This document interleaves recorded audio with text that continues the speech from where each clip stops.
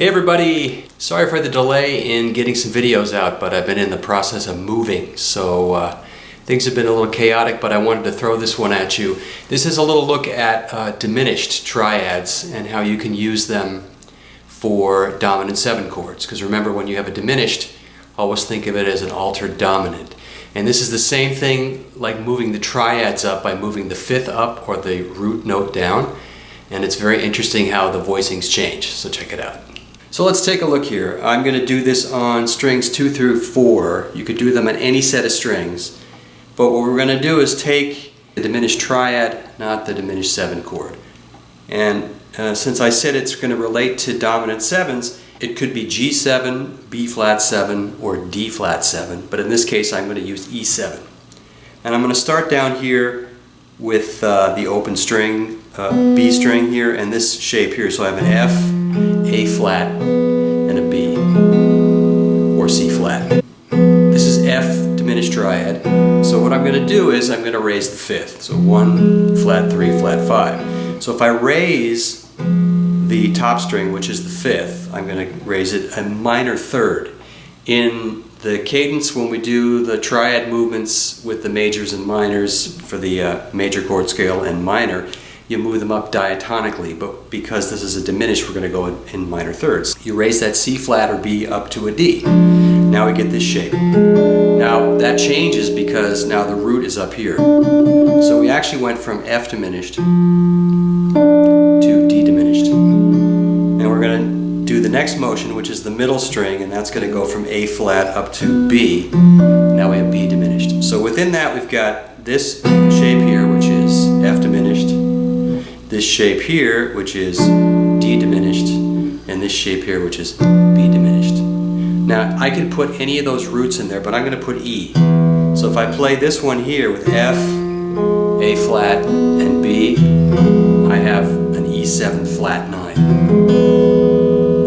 If I raise that note up, the D in there, I still have a flat 9, but now I have a flat 7 in there.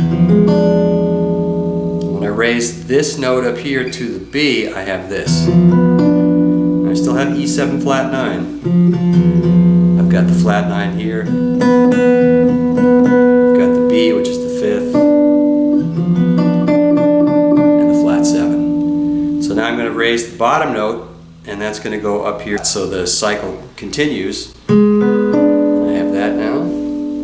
So this is still, now this is E7. So what's going to happen is one of these inversions is going to be E7 without any alterations. But if we raise now the top string, we're going to have this now, which is F diminished. So that's E7 flat 9. Raise that middle string, and now we have this shape, which is a D diminished. Still E7 flat 9, and this is a voicing I like to use a lot with the open string. It's a nice one, especially when you're going to A minor. Next one would be the bottom string going up to this. Now we have B diminished again, a different inversion than this one. So still E7 flat 9. Gonna raise that top string now. Now we've got E7 again. Raise that middle string, we've got this. E7 flat 9 again. Raise the bottom string. Still E7 flat 9. Raise the top string, E7 flat 9, and the last motion is going to be up here, which is again just a straight E7. And then the cycle starts over again because I'm up at the 12th fret. So if I just played the triads, and I'll do that with my pick, so it's a good exercise, check it out.